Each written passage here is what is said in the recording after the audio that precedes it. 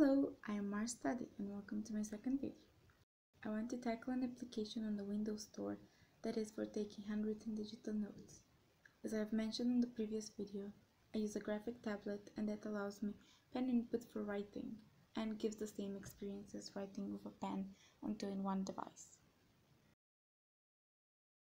The app we're talking about today is PenBook, which is found on the Windows Store, and as of filming this video, it's on sale for around $10 US, and I think the original price is around $20.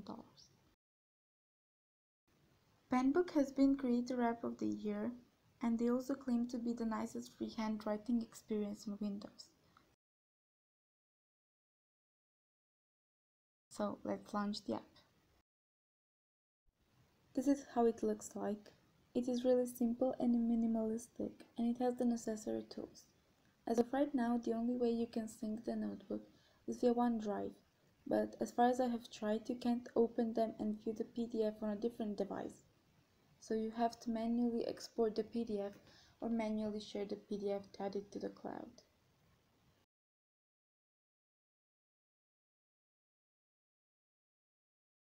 So let's start with the basics. You can make folders and now add notebooks, or should I say pen books, to the folder. You can choose whether or not you want the notebook to be landscape, if you're planning to draw and sketch maybe, or have a portrait notebook which give you a feeling as writing standard notes on paper. So let's make a new folder.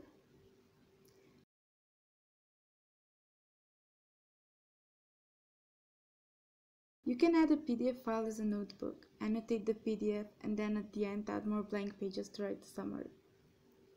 When you open a new notebook, you have a few really nice covers, and you can also add your own.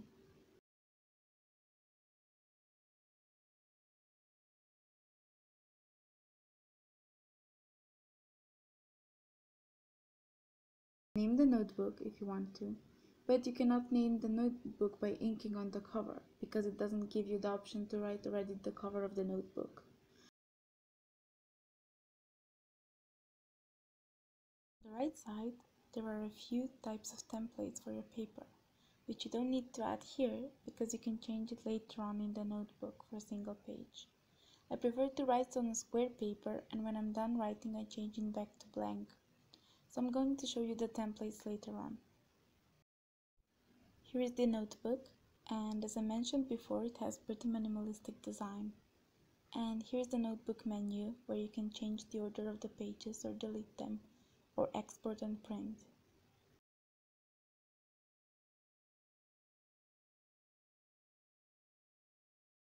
To go to the next page, or in this case to add a new page, you go to this button below.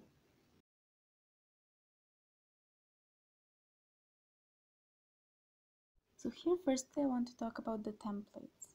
By clicking this page options button, you get to choose a template from the given ones or import your own template. There are 5 categories of templates.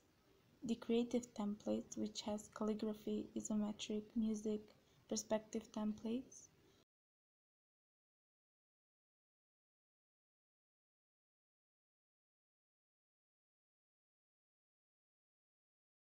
The device category, which has great templates if you are designing a website or an app and would like to visually plan that.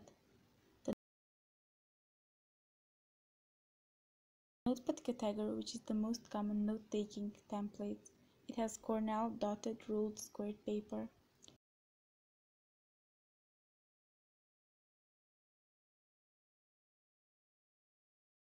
The planner, which is a great planner preset if you want to make a digital planner or bullet journal, and this gives you the necessary minimalistic templates.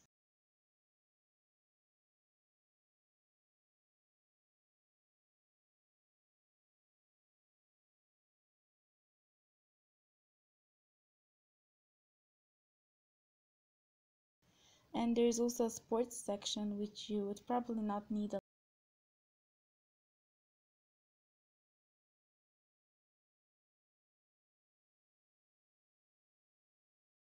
So let's start with the other buttons on top. I will start from right to left. The full screen mode, which talks for itself, the toggle zoom to zoom on the page, but I mostly use the trackpad on my laptop. So if I have a touchscreen device, I'm sure it works with pinching and zooming. There is a button to add a new page after this one, so you can do that on a long document, the option to add an image, undo button, the touch to draw button, which doesn't do much for me since I'm using a graphic tablet, but if you don't have a pen, this allows you to draw with your finger. You also have a ruler and a protractor. The ruler is quite useful for drawing straight highlight lines next to the title. We also have a select tool and a few options to copy and paste, and there is a new option for shape recognition.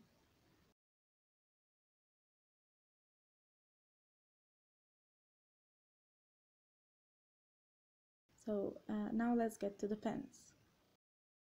If you are familiar with the annotation on PDF on the previous Microsoft Edge, you will somehow recognize the layout. We have pen and pencil tools with preset with 30 colors to choose from, and much customizable sizes for them. I really like the pastel colors on the last row, and I wish they were highlighter colors. Now that I have mentioned the highlighter, it is really the tool that I don't like in this app. It gives you just 6 colors, and all of them are too bold for my liking. Another thing that bugs me is the pressure sensitivity on the highlighters. I think it would look better if they had a consistent size without being pressure sensitive.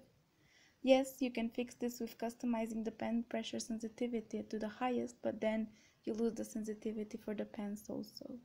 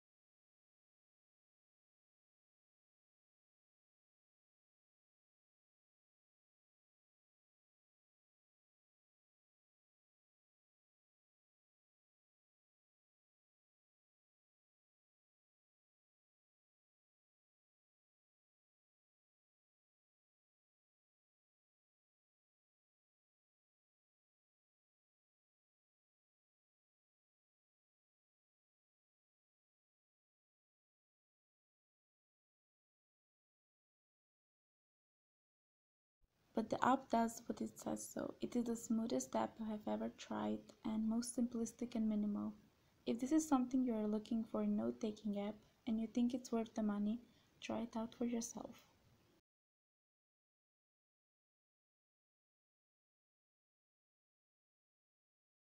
So that is going to be it for this PenBook review. I'm thinking about tackling more apps and making tutorials or reviews for them.